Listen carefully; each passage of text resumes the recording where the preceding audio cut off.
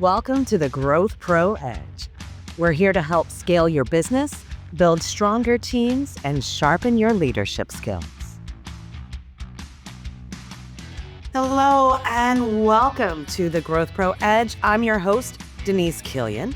And this week on our very special episode, I wanted to fill you guys in on a conversation that we had just last week with the GrowthPro group and some operators within the FEC industry about a problem that the majority of us are having in any business, that people are being a little bit tighter with their purse strings. So what do you do? Well, we endeavor to find some answers. So let's get going with the conversation. All right. Hi, everyone. Welcome to today's Peer Talk. For those of you who are out there that may not have met me yet, I'm Candy Kelly with Trainertainment and the GrowthPro Group, and I am your facilitator for the day. This is one of my favorite formats because it's not a presentation that we're putting out for you guys. It is a conversation with people who are actually in the field and making in the trenches of this industry every day. And today's topic is one that's quite relevant right now. Across the country, we are seeing massive shifts in some consumer discretionary spending. Credit card balances are over $1 trillion in this country. Household budgets are tighter, and people are being a little bit more thoughtful about where they're spending their money. But here's the important part. Guests aren't disappearing. They're just spending differently. And we have to stay on top of that as people who run businesses. Maybe they skip add-ons. Maybe they reload a little less. Maybe they choose a base package instead of the premium one. And when that happens, operators who are the best don't panic. And so we're here to help you not panic and to help you think about some of the numbers that you can look at that can help you prepare for some of the changes that may be coming down. Because when you understand your data, you don't have to guess. You can make smart decisions about pricing, about promotions, about labor, and about experience. And that's what I really want us to talk about today. We've brought together a fantastic group of industry partners. I have a couple others that should be joining shortly, hopefully. But I'll introduce who is here and then let them speak a little bit on their own as well. Joining us from Party Center Software, we have Eileen Hawkins, who has incredible insight into group sales, trends, birthday bookings, and operational data. Eileen, you want to say hello? Absolutely. Hello. Yes, I've known Candy for a really long time. I've been in the industry since 2007. So, birthday parties are always going to happen. It's just, we got to make them feel special so they come to you. Yes. And then from A&A Global, we're joined by Keitha McBride, who sees what's happening across redemption prizes, guest engagement and locations, restocking rate, all of those things. And she has her pulse on that. Keitha, do you want to say hello? Yes. Hi, everyone. My name is Keitha McBride, and with A&A Global, as Candy mentioned, I've been in the industry since 1996. I started at Dave & Buster's when we had 2 locations. So I've been in it and love it. And we're just here to help you. Right. Like I said, hopefully some other panels are just a little bit delayed. We're expecting 3 more panelists to join us, but they won't stop us from getting started. Thank everyone for being here. We want to share our perspective of what we know, but we also want to answer any questions that you have. And so we encourage you, use the chat box, drop a question at any time, and I'll be keeping an eye on that to make sure that we get your questions answered as well as the questions that we've already brought into this conversation. So thank you, everybody. So to kick us off, we're going to start with something that I've heard a bit recently is when you're looking at things, how do you know something is changing before revenue actually starts to drop? Eileen, do you want to get us started there? Sure. I think you can tell by the flow of your traffic in your location for sure. If you look out when I ran my facility, I could look out on any given Saturday and tell you how many people was in my building by how much carpet I could see. And, saying so like that, how much carpet you can see. Yeah. And, and if you can't see hardly any of the carpet, then, okay, it's going to be busy. Plus, by how many parties that you have booked on a Saturday. And, so if your parties are down a little bit, then you need to make sure that those parties go so well that they're going to talk to everybody about it. That your add-ons are so picture worthy because everybody takes pictures.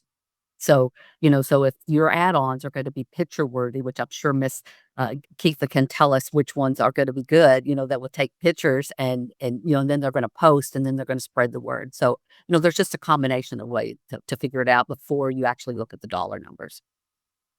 So, Keitha, what would you add to that? How do you know that something's changing before the revenue is actually dropping? Gosh, I don't know. Go to David. You just jump in, you're going to throw him under the bus. Yes, I am, because he could talk about the games and I can talk about the merch. Do that. First, let's welcome David. David is from Betson. He works closely with operators across the country and kind of sees firsthand how guest behavior shifts with spending patterns because they show up pretty quickly in our arcade weekly revenue, I would say. So first, David, do you want to say anything about your hello or any more about who you are to everyone?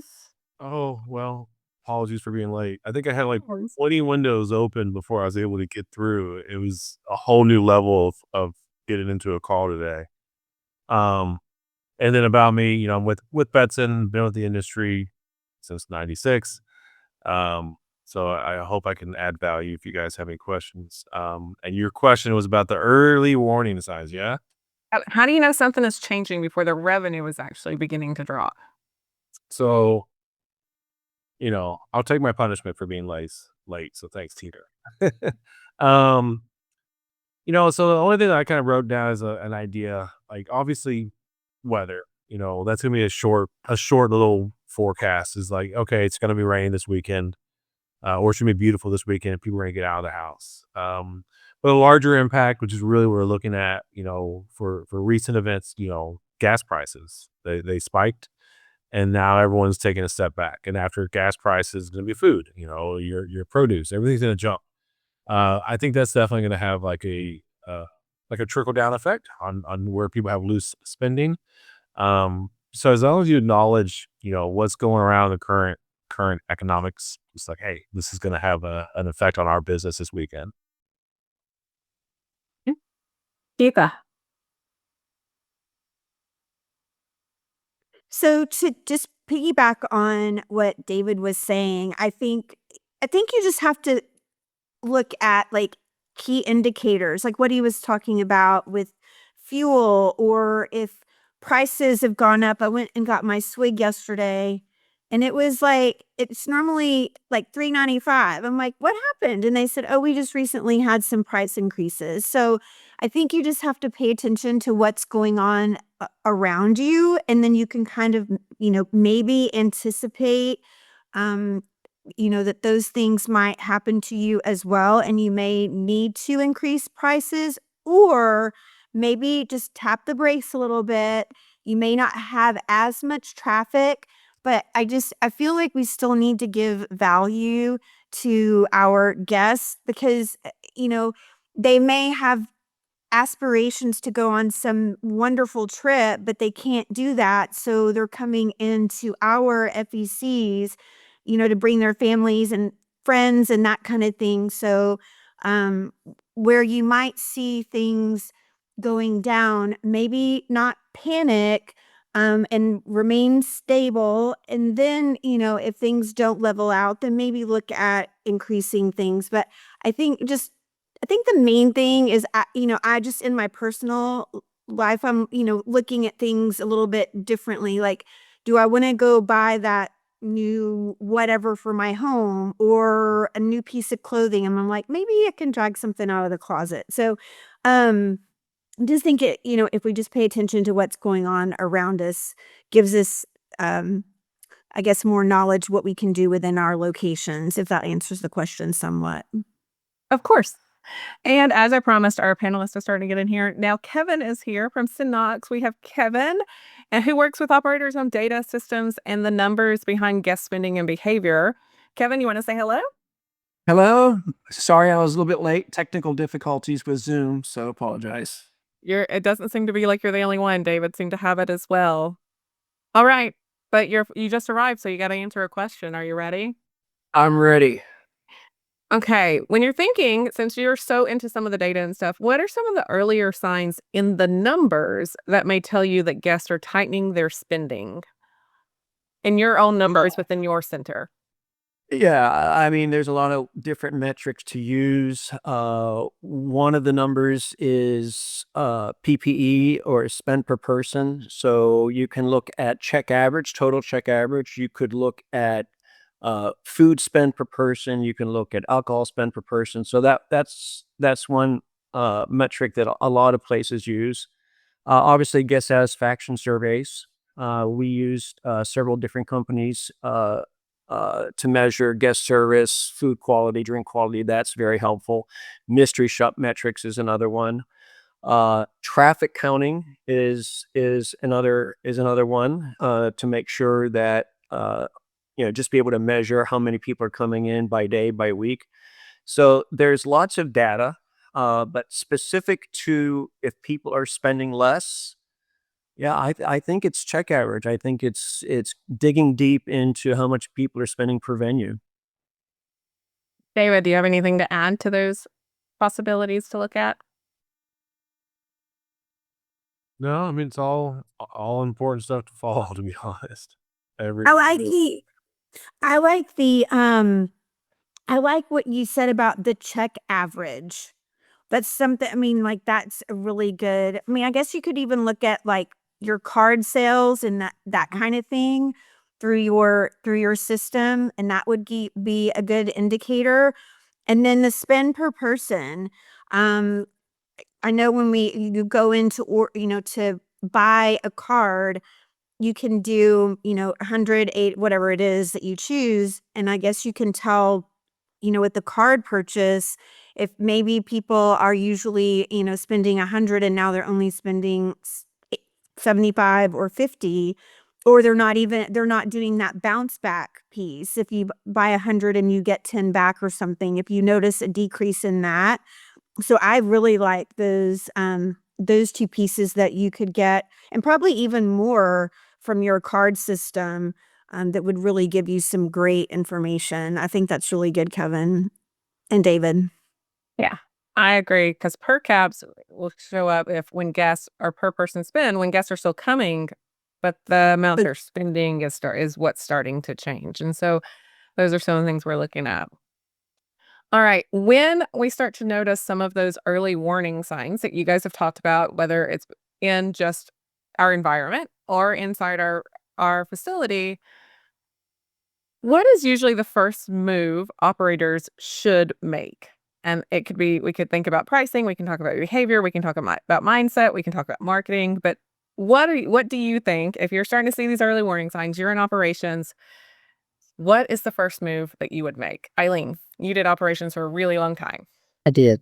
Um, which I don't know if people are doing this, but what I did and what I would recommend is to do more marketing. Because they're going to be looking for places to go, especially if they're going to stay home, just like, instead of going away, they're going to be looking. So if your customers are on Google, then you need to be doing some digital marketing, or if they're on Meta, you need to be doing some reels for your Facebook. I mean, you need to be reaching them while they're looking. And plus you need to keep in mind too, you need to think about, how do you spend your dollars? Who are you spending your dollars with? You know, I'm not going to go spend my dollars with a place that I don't feel comfortable. If they know my name and I feel comfortable there, that's where I'm going. So customer service is really, really important at this time. And, because people will be making choices for sure.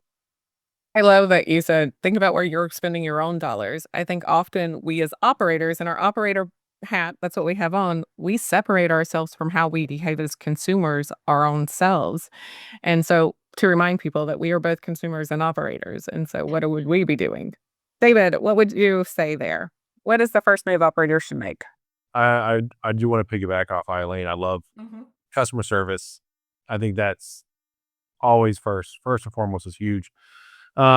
one of the things I was thinking about was going to be just perceived value, really changing the combos, and I'm probably going to steal some thunder from Kevin. But yeah, the combo packages with your card system. Um, if I'm doing the meal plan with you know whatever attractions you have, but really working the time play as well. Like that's something for you giving away anything. If it's time play on the video games, where you don't give out tickets, you don't give out prizes, that doesn't negatively impact you, doesn't take anything out of your pocket, but it's a perceived value. So normally it's something that you would add on as an upsell. But if we're trying to be real creative, just add it into the package, without changing the prices, it is a better value. Awesome. Kevin. Yeah, I'm going to build on the whole price value equation because the temptation for operators is when people are spending less, when traffic counts are down, and you're noticing, economically things are just not looking bright. The temptation is, well, I've still got to hit my labor budget.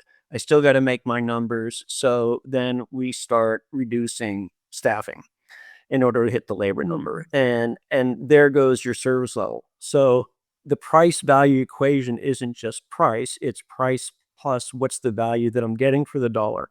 Am I having a valuable experience? And service typically is the first area that gets hit. And now you get into this vortex that you can't get out of, because now you're suffering from a decrease in traffic, decrease in spend, and now people are not having as much of a great experience, and so you're in that vortex now that you can't get out of. So to me, when you're in that position where people are spending less and your traffic is down, that's where you have to increase value. And the one area that you can control is service. And that's where you have to up your game and make sure that your service standards aren't compromised. That's how I would look at it. Ethan, what would you add? Well, I think that, I mean, obviously we're driving home the marketing piece.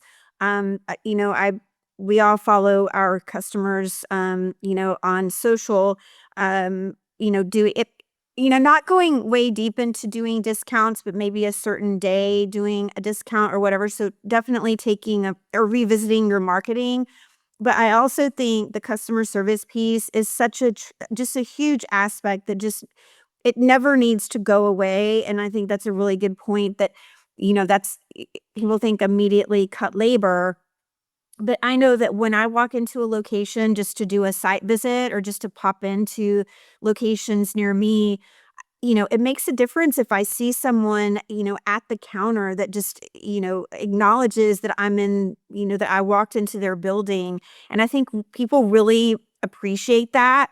And it makes a difference, what locations you go to, because I'm sure a lot of people look and see what reviews and ratings and that kind of thing. And so it's not a time to, I mean, it's like Kevin was saying, it's really a time to up your game and be that company that wants to, just ride it out. It's not a forever thing. It's just momentary. And I just think we just have to remember those things and not just go into panic mode, and it all just ends up leveling out, especially within our industry. I think we can just withstand, the ebbs and flows. I want to highlight what all of you kind of said is that when you start to go into this panic mode, and the panic mode is oftentimes to cut costs, right? We see that a lot of times with operators. We immediately have to cut all the costs there without analyzing how can we cut costs without affecting guest behavior, which we'll talk about in a bit. But I like how you highlighted, and I think, Kevin, you're the one who started that. It creates a vortex that makes it very hard to get out of. Because now I've cut something that affects guest experience. Guess that's what the guest remembers. They don't come back. Even the spending ebbs and flows as it ebbs up. What we have put in their mind and in their memory bank is this lack of guest service and lack of a good experience. And so even when the discretionary funds are back in their pocket, we are not going to be the top of that list for them. And if I can add something, oh, go ahead, dude. Well, I was just going to say, and it's very hard to win them back. Once you've lost them, it takes an awful lot of marketing dollars and LTOs to win them back. So each guest is precious, and that is a culture that you have to create in your operation. You've got to train your managers and your key employees the importance of going above and beyond and look at your guests as almost as a commodity, in that you want to invest and make sure that guest is having the best experience possible. And if I can just mention too, I know that we're talking about marketing and customer service and that kind of thing. And since I'm on the merchandise side, I think it's really important too that you maintain the look of your redemption area. Yeah, whether it's, 100%. you know, yeah, whether it's a counter, whether it's a store, whether it's, you have a prize hub, it all needs to remain stocked. Now, does it mean that you have to order, over order anything? But, and if people run into situations, vendors will work with their partners if, through a difficult period. But it's always, a good point not to let anything. You just want to maintain a constant with your merchandise mix, and its presentation, I think, is just really important, because you don't walk into a Target or a Walmart or any big box locations where those items are not faced at all times. They are stocked, they are perfect, and you would never know that, XYZ is having, a bad month that just gives off a bad look. So I just think it's really important to stay on top of that and keep your cranes full. So, everyone is just getting, everyone's getting, what they come in and what they deserve, and why they're coming in is to have a good time, and they want a good, they want a good presentation. And just building on that, expand that idea out. So I can walk into a center and I can just go into the restroom, and just by going to the restroom, I can tell what type of operation and what their operating standards are. So building on Keith's idea, it's having that spirit of excellence about everything. Is my food coming out in 15 minutes or less? Are my recipes being made according to standard? Are all of my games clean and operating? I have a client up north that I recently visited, and their sales had been suppressed for a long time. And I just walk into the building and know immediately what the problem was. It was the managers were not maintaining standards. And that is a critical piece of building sales. You can spend all of the marketing dollars you want, and marketing is key. But once you get them in, you got to keep them in. And the way to do that is you have to have the best operating standards. You have to be the best of everyone. It's funny that you mentioned the restrooms, Kevin. When I was in operations, I had franchisees and we did reports. If I walked into the restroom and it was Walmart or Dollar General brand soap, I was like, if I can have the soap at my house, I shouldn't have it here. And it's such a small detail that has ripple effects of thinking about like how you treat and take pride in your business. And so that's something I looked at a lot. Okay, so we've talked about some of the panic reactions. People pull marketing, they start cutting labor or cutting other costs so that they don't look full and they look like empty. Um, let's talk about discounting. And David, you started here a minute ago, so I'm going to circle back to you. I think another panic reaction is to go immediately into deep discounting without a true plan around it. So I'm not saying discounting is not a great idea for certain days, but David, how can we do smart discounts that really appeal? Yeah, you gave me a tough one. Deep, deep discounts without impacting the experience. Or doing smart discounts, like instead of just being drastic, we want to make a plan around it. I don't think I have a proper answer aside from this. I don't want to water down the product. I don't want to water down these. I think that's one thing that the common thing we all have been saying so far is the experience. And then you hit the nail on the head earlier. People remember that. So yeah, don't water down your devalue your product. I think just looking for opportunities. It's kind of hard with my game stuff, but looking for opportunities on where you can reduce, reuse, recycle. That was kind of where my mindset was. Just find ways where you can, this can be used for a different application rather than being just letting things kind of go out just loosely. Well, I was just gonna say, one approach could be is to look at your day part. So obviously your Friday, Saturdays, and Sundays almost take care of themselves, right? So how do I get more people into the building during my not so busy times? Are there things that I could do with Chamber of Commerce? Are there events that I could have with schools and churches? To me, whenever I was in a downtrend, I always tried to focus on the Monday through Thursday day parts, and maybe it's kids eat free. I mean, and those are old ideas, but whatever it takes to get people into the building, it is a way of discounting, but there wasn't anybody in the building anyway. So the more that you can build out those weaker day parts, I think that gets you away from just a pure, knocking 40 or 50% off. So that might be one approach. Eileen, you had an idea. Yeah, I agree. Well, I mean, I did a couple things. And if your Tuesday mornings are slow, you could do toddler Tuesdays. You could, bring them in, go get the mom groups on Facebook, invite them all, you know what I'm saying? Get them in there with those babies. But another thing too that I did that was very successful before I came to work for Party Center Software, which I've been here 10 years, but back in the day, is I would go to all the ball teams. And I would, because they're going to have awards, they're going to have ceremonies, they're going to have parties when they start before they start their practice or whatever. And I would give them a free party room because that during the week when I was not busy, because that was going to guarantee a whole team and their siblings and their coaches.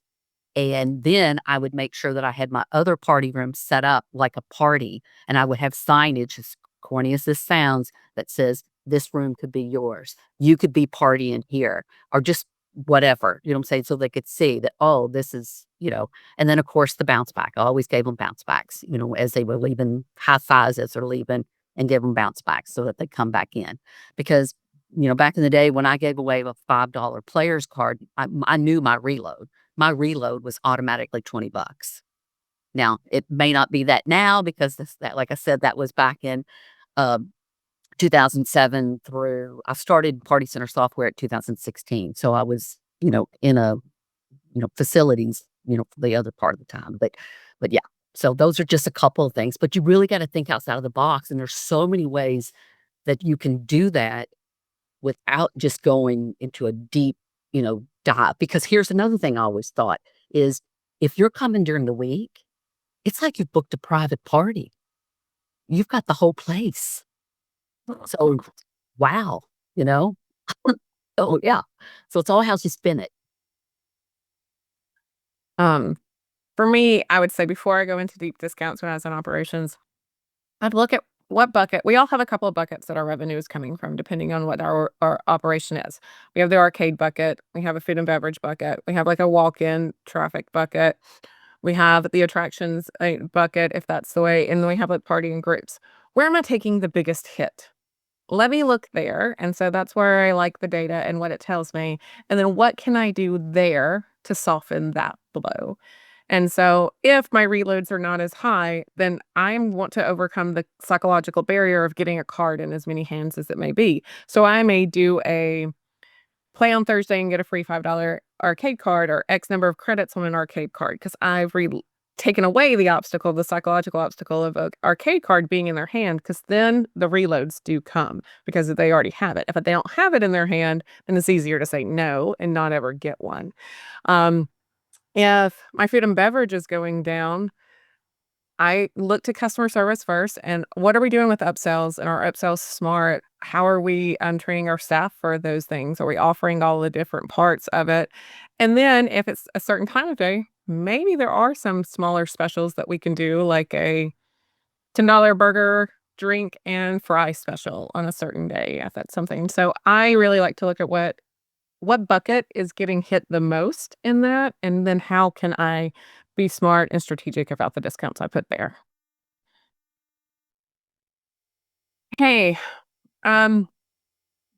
so now we've talked about all the ways we panic and things. So if guests are spending 5 to 10% less, where are some places that you've seen operators find small, like 1% improvements that they can make that can protect profitability, keep things a little bit in line, but still have a great experience?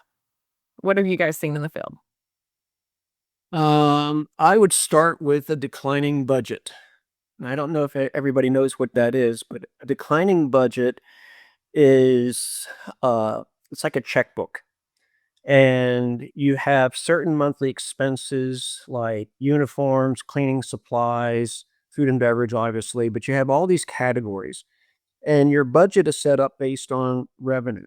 So if you're doing, say, $100,000 a month and my uniform expense is 0.3, and that gives you how many dollars you get to spend. Well, when your sales go down, you still have to spend 0.3. So what you do is you set up this declining budget and you say, okay, here's what I can spend by category. And each week, as you spend that money, you subtract that from your balance. And that tells you how much you have left to spend by category. So as sales go down, your expenses also have to go down in order to maintain profitability. The easiest way to get at it is labor, which is, as we have already discussed, is probably the wrong number to attack.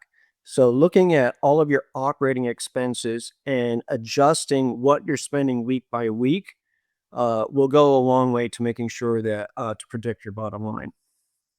I'm going to piggyback on what you said in regards to labor is that I do think that a lot of people like to cut it fast and early, and that is the wrong idea. However, I do think you can get more out of your current labor by some training and coaching on site. And that doesn't have to be big training meetings or any of that. It can be on site. If I have a frontline staff who is not trained to offer the combo that I've put together and instead lets me get like just a game of bowling and not the combo that includes bowling and laser tag and stuff and another attraction, well, that's missing out because I'm not trained enough. And so where I can get more out of well-trained labor than I can out of ill-trained labor. Yeah, no, cross training is key.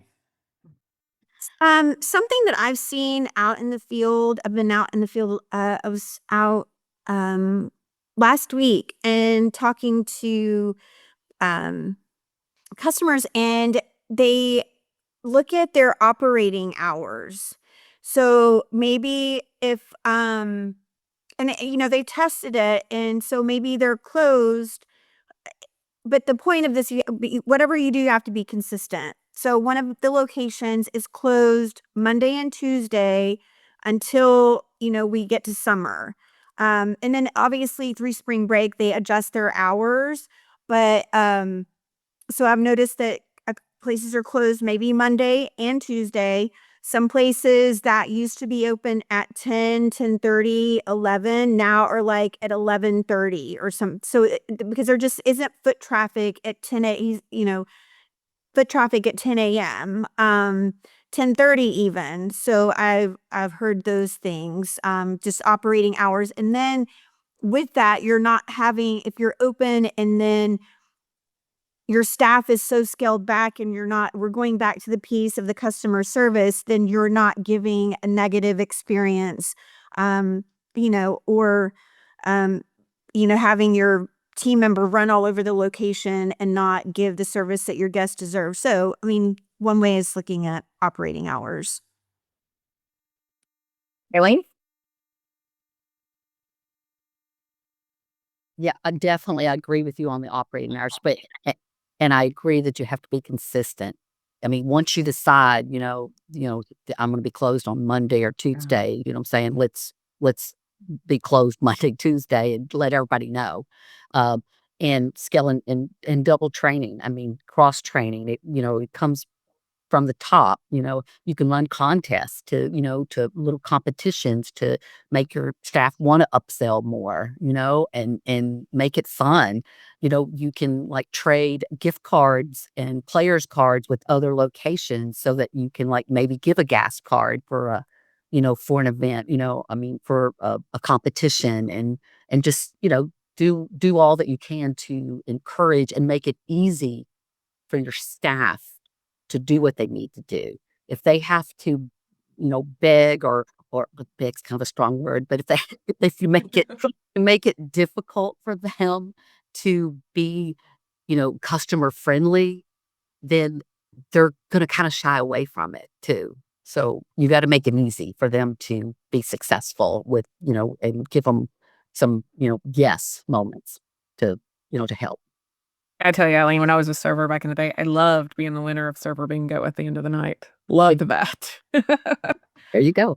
David, anything that you've heard, small changes that can make pretty big improvements over time? Yeah, everyone hit a lot of good topics. One slight adjustment would be, if we're going to close a day or two, keep Monday in the mix, just because we have a lot of school holidays on Mondays. Very good point. And if you have competitors that are closed Mondays, then you're going to get that business too. So be mindful of what your competitors are doing. But yeah, like maybe Tuesday, Wednesday, and then you can focus on, like you guys said earlier, training your staff, and appreciating your team, and then getting ready for hopefully lots of business the next day.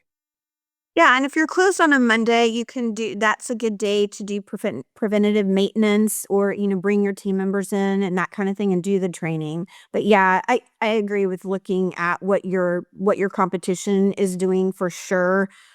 Even like their marketing, hours, all of those things I think come into play. Eileen, I'm going to direct this next question to you. How can group sales and birthday pipelines really stabilize revenue now when the walk-in discretionary income may be less? Well, I mean, they want to do, a lot of companies are going to definitely do team building because we just talked about, working with your staff. So if you've got a great team building program, you can make that happen. I used to have Bridgman Food come twice a year, 350 people. We had cooked so many pancakes. It was crazy. But that was a given, and then of course you have your holiday parties, but that we're a little early on that. But on the school field trips, I mean, that's an easy way to get some summer business too. So if you've not been, to the schools, I always went and paid a visit to every school in my, close to me and did a pep rally, where I was, throwing out T-shirts, throwing out giving them gift cards, talking about it. And because the more you can get them involved, then they're going to want the teachers to book, And then another thing that I did, which I think was not everybody can do because we're going back to staff, but I had my phone number, my cell phone out there. If it was rated and they had a field trip booked outdoors, I gave them my cell phone to ping me so that they could come to my facility. And then I had certain staff that was called my A team that lived close, and I would just bring them in. So I would do a field trip on the fly if it was raining. I was like, okay, we're gonna have 2 or 3 buses in here, because they've already got the bus booked. So so I would just try to redirect. But I know you can't always do that, but yeah, definitely. One thing we have learned over years is that birthdays are going to happen. People still have their birthdays, and so parents still want to celebrate it, even if it takes a little bit more savings to make that happen. So I never let birthday guests walk out without one of those bounce backs, whether it was a bounce back arcade card or an injury or a game of bowling, whatever it may be. Made sure that there was a bounce back because they came with a birthday party or with a school group or whatever it may have been. Now I want them to come personally, and we still have to give that best experience. So then I want to be the one, if I have to choose, I mean, everybody think about yourselves as consumers. If we have to scale back and we're not going to cut out all entertainment. We're just going to be choosier about the entertainment. So I'm going to go to the place where I can have consistent service every time. And so where you got to have great guest service, you also have to be consistent with it. It can't be mediocre when I come on a Tuesday night and amazing when I come on a Saturday morning and then not great when I come on Friday night. I can't rely on you. You're not going to stay in my cycle of when I do choose to go out. And so be ready, making sure that we have that labor that's ready for the experience, to have those bounce backs so that we can have people come back and have a great experience again. Um, I think I think a lot of things come back to labor. So one of the things I would do is we talked about is like cross training and making sure that that the people that we have employed are ready to increase our per caps. And so what are some things that can be done to train our frontline teams to increase the per person spending or the per caps in a really value driven way without feeling pushy? Anybody? I'll jump in.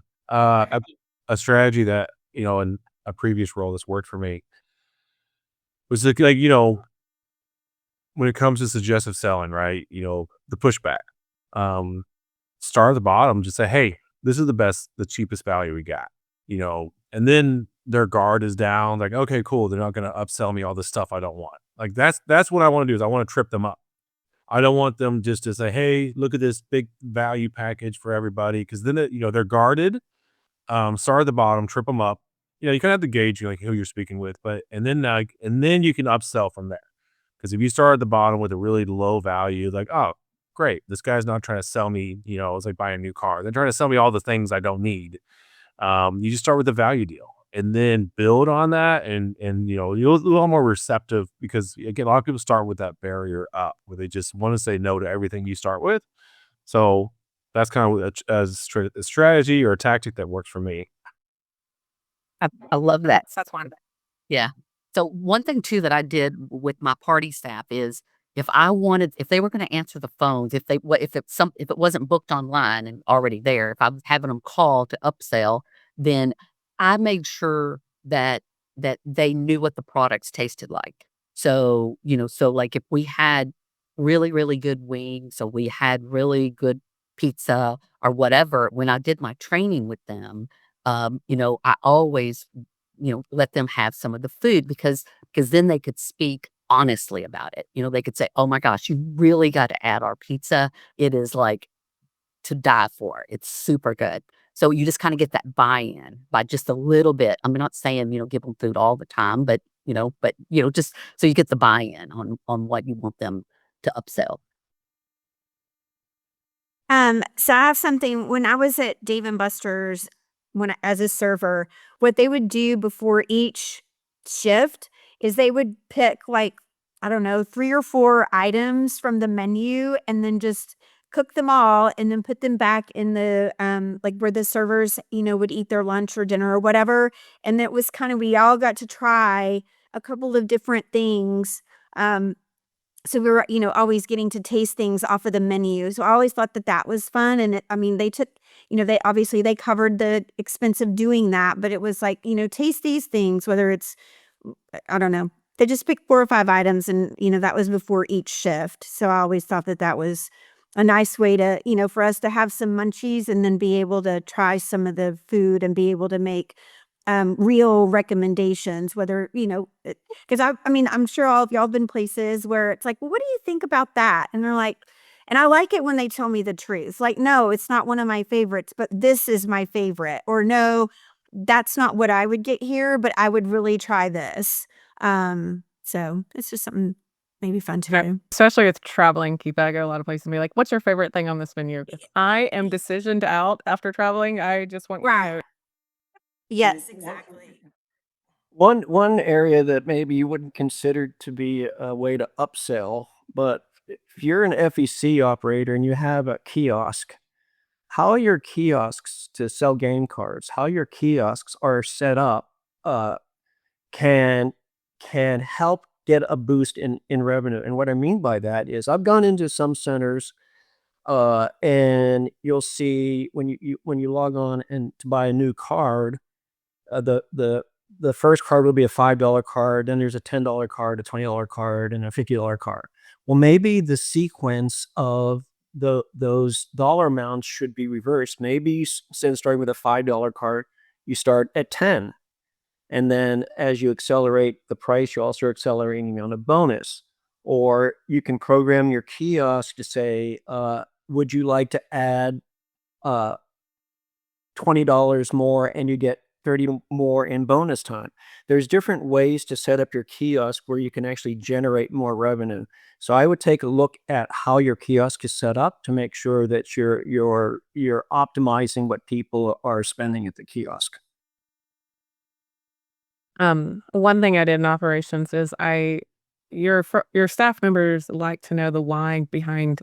They hear you talk about upselling all the time, but they don't think it makes that big of a difference. And so I actually broke it down. If we could just take 5 medium drinks and take them to larges in a week. If we could take, this many birthday parties and make them to the next level. If we could add fries, or if we sold this many desserts and we only did 2, and the numbers per week were like, if we just did 2 more a week or 3 more a week, what does this add up to over a period of time? And I would teach a class about that, bring it in for one of the meetings and give everyone the sheet that showed them.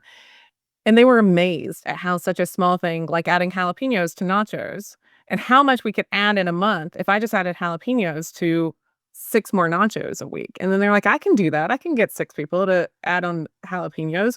But before that, it didn't have the why wasn't there. The what I do doesn't matter to the big picture, I think is more what it is. And so showing that what they do and how it matters, and then just role playing that. Like, hey, I'd like a nachos today. Hey, great. Would you like a jalapenos with that? Like, it's just automatic. I once went to a Panera Bread where I ended up adding all kinds of things to my soup because the person was just so, oh, you want cheese on that, right? And bacon and this. And I was like, sure, sure. Like thinking it just came with it, but it was just so automatic that it was just part of the conversation, and all those things I ended up adding. And so making them comfortable. And I even would say, like, what's the worst thing if they tell you no with this upsell? And they're like, well, I don't know. I just serve the next person. I was like, exactly. And that's probably my coaching mentality from coaching soccer. It's like next ball, next person. Like they said, no, it's okay. We move on. Also, training them to ring things in. You would be amazed at how many times servers do not ring in iced teas or sodas. And with the price of people now are charging $3.95, $4.95 for sodas and iced tea. Mhm. And you'll have a lot of employees not ring those in, trying to maybe boost their tip a little bit. I'm not sure why they don't ring it in, but you'd be surprised when you audit their server audits when they come back and you look at their actual individual guest checks and you see what they're not ringing up, that you might get a 10% lift in revenue just by doing an audit of guest checks as they're turning them in. Very true. Very true. I want to pause right here before I ask you guys your final question for this panel and just go back to the audience and say, hey, this is your chance. If you have a question or a comment that you want to add, put it out there. I know that Kara has asked a question that Keitha has given her an answer to. Keitha, do you just want to say what that question was and your answer behind it so everyone can know? Yes. Okay. So It was product flat, product higher and rear when you're setting up the cranes and the products and that. yeah, so I always like to see product displayed where it's higher in the back and then lower in the front, and then you kind of stage it. I call it stadium style because the stadium kind of goes down Mhm. at an angle. So that's the way I've always. You could do it different ways. I just think that's a really good look. And then always someone else has mentioned, I think it was David, that, the eyes are facing forward. And, you don't have to go into your machine and, do it every hour, every couple of hours. But I would do it maybe, if it's tussled around a lot, maybe do it at the end of the shift, or definitely it should be ready, perfect for the morning shift when your guests are coming in. They should see product nicely displayed. That was kind of always the way that we did it, or like I recommend.